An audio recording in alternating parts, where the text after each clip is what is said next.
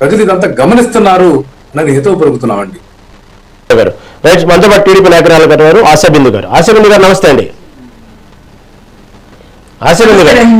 ఆశాబిందు గారు, ఏదైతే మాదిగల గురించి మళ్ళీ తెర ముందుకు వచ్చింది, నిన్న మొన్నటి మాజీ సీఎం వైఎస్ జగన్మోహన్ రెడ్డి మళ్ళీ ఈ అంశాన్ని తెర ముందుకు తెచ్చారు. అయితే ఈ అంశం మీద అక్కడక్కడ ఈ మధ్యకాలంలో చంద్రబాబు నాయుడు గారు కూడా మాట్లాడుతూ ఉన్నారు. అదేదో మాదిగనంట ఇప్పటికీ నాకు అర్థం కాలేదు అంటా ఉన్నారు, నిలకలేదు మాట మీద అంటా ఉన్నారు.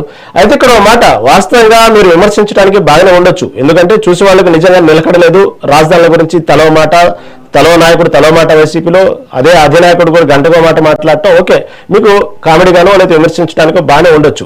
కానీ అంతగా ఆలోచన లేకుండా ఆయన ప్రస్తావనని అంశాన్ని ముందుకు తెచ్చారంటారా? దాని వెనక ఏదో బలమైన కారణం, బలమైన రాజకీయం లేదంటారా? భవిష్యత్తులో దీని అంత లైట్ గా కొట్టిపారేసే అంశం అంటారా? ఏమంటారా ఆశాబిందు గారు? నమస్తే రహీం గారు, మీకు ఛానల్లో పాల్గొన్న పెద్దలందరికీ కూడా.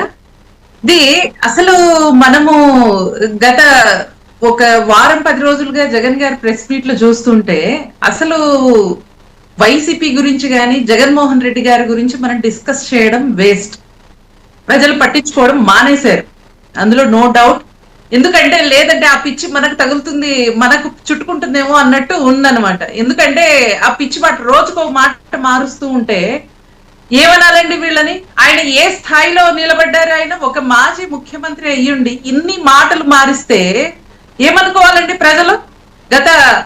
మనం ఒక స్టెప్ బై స్టెప్ చూసుకుంటే సార్, ఇప్పుడు 2014 నుంచి 19 నుంచి 24 నుంచి 29 లోపల మనం చూసుకుంటే 2014 నుంచి 2019 వరకు ఈయన జగన్మోహన్ రెడ్డి గారు ఒక ప్రతిపక్ష నేతగా ఉన్నప్పుడు అసెంబ్లీలో ఏం చెప్పారు? ఇదే అసెంబ్లీలో అమరావతి రాజధాని అనేసి బిల్ తీసుకొస్తున్నప్పుడు ఆయన ఒప్పుకున్నారు, కనీసం 30,000 ఎకరాలు కావాలి అని చెప్పింది కూడా, ఆన్ రికార్డ్ చెప్పింది కూడా ఇదే జగన్మోహన్ రెడ్డి గారు. అందరికీ తెలిసిందే. ఆ 5 ఏళ్లలో అమరావతి శంకుస్థాపన జరిగింది, డెవలప్మెంట్ జరుగుతున్నాయి, అన్ని జరుగుతున్నప్పుడు నోరు మూసుకొనే కూర్చున్నాడుగా. మరి ఆయన ఏమైనా మాట్లాడారా? ఇదే మాట మళ్ళీ 2019 ఎలక్షన్స్ కి ముందు ఇదే జగన్మోహన్ రెడ్డి గారు, చంద్రబాబు నాయుడు గారు ఆల్రెడీ చెప్పారు, ఈయన జగన్మోహన్ రెడ్డి గారు వస్తే ఖచ్చితంగా రాజధాని మారుతుంది అంటే ఏం చెప్పారండి ఇదే వైసీపీ నాయకులు? చూడండి, మా జగన్మోహన్ రెడ్డి గారు ఇదే అమరావతిలో తాడేపల్లిలో ఇల్లు కట్టుకున్నాడు, మీ చంద్రబాబు నాయుడు కట్టుకున్నాడా? మేము ఎందుకు మారుస్తామనేసి కొడాలి నాని గాని, రోజారా గారు గాని, ఇంకెవరెవరైతే వచ్చారు ఏం మాట్లాడారు? అదే మళ్ళీ ఎలక్షన్స్ అయ్యా, సరే ఏదో చూద్దాం, ఆయన ఏదో పొడి చేస్తాడు జగన్మోహన్ రెడ్డి గారు, ఏదో పెద్ద విజన్ ఉంది అనుకుంటున్నారు అని కడుపు నిండిన ప్రజలు ఆయన్ని గెలిపిస్తే 151 సీట్లు ఇచ్చి గెలిపిస్తే ఆయన ఏం చేశారు? అమరావతి రైతుల్ని రోడ్డు మీదకి తీసుకొచ్చారు, వచ్చిన పరిశ్రమల్ని బయటికి తరిమారు, ఉన్న ఉపాధి ఏమైనా కల్పిస్తారంటే అది లేదు, జాబ్ క్యాలెండర్ అంటే 5 ఏళ్లలో ఏది లేదు.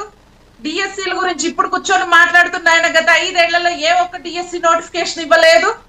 3 రాజధానులని ఇదే 5 ఏళ్లలో ఒకసారి 3 రాజధానులు అన్నారు, ఆ తర్వాత రాజధాని అవసరమా అనేసి అన్నారు.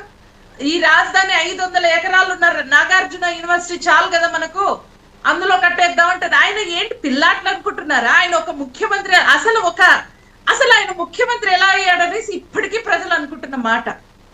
ఎలా చేశాం మేము అంటే ఆ ఎలక్షన్స్ ముందు ఈయన ట్రూ కలర్స్, ఆయన బిహేవియర్ ఎవరికి తెలియదు అనమాట. ఆయన విజన్, ఆయన మాట్లాడే తీరు, ఆలోచించే తీరు 2019 వరకు ఆయన ఏంటో తెలియలేదు.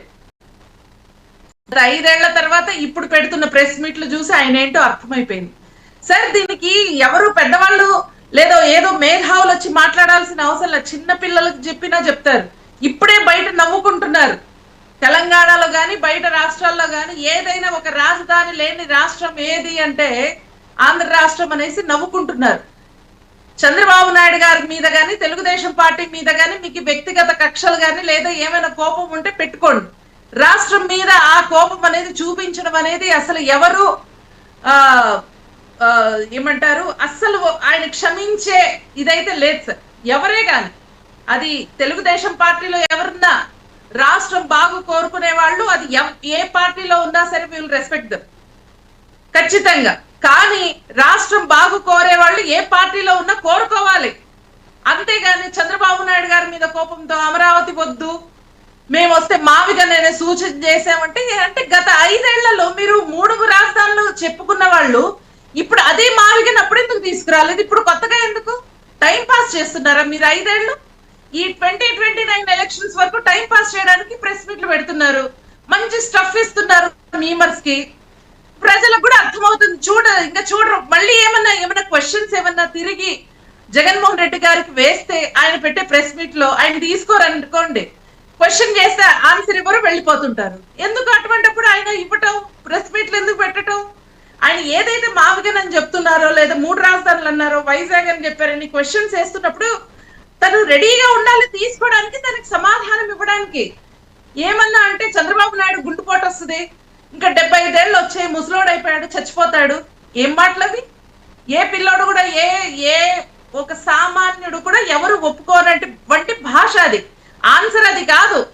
ఇదే చిన్న పిల్లవాడికి మనం ఏదైనా చదువు విషయంలో క్వశ్చన్ వేస్తే దానికి కాకుండా ఇంకొక మాట మాట్లాడితే ఈడ్చి కొడతాం. ఏం మాట్లాడుతున్నావు నువ్వు, నేను చెప్పింది ఏంటి, నువ్వు సమాధానం చెప్పేది ఏంటి అని. ఇలాగా ఒక ప్రజాప్రతినిధి అయ్యుండి ఏం మాట్లాడుతున్నారు ఆయన? సమస్యలు, ప్రజా సమస్యలు, ఆయన ఒక ఎమ్మెల్యే, ఆయన నియోజకవర్గానికి సంబంధించిన కానీ లేకపోతే రాష్ట్రంలో జరుగుతున్నవి కానీ ఆయన క్వశ్చన్ చేయాలనుకుంటే చేయండి. ఒక అసెంబ్లీ అనేది ఒకటి ఉంది, దానికి వెళ్ళాలని ఇది లేదు, జీతాలు తీసుకుంటున్నారు. 1వ తేదీ వచ్చి సంతకాలు పెట్టుకుంటారు, ఏమన్నా ఫ్రీ ఐటమ్స్ ఉంటే తీసుకొని పోతున్నారు. ఎందుకండి? తీసుకోకండి జీతాలు. మీ 11 మంది అసెంబ్లీకి వెళ్ళని కాడికి రిజైన్ చేసేయండి.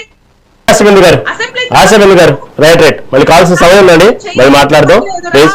మళ్ళీ మాట్లాడదాం. ఆశబెల్లి గారు కావాల్సిన సమయం ఉంది, మళ్ళీ మీ దగ్గరకు వస్తాను.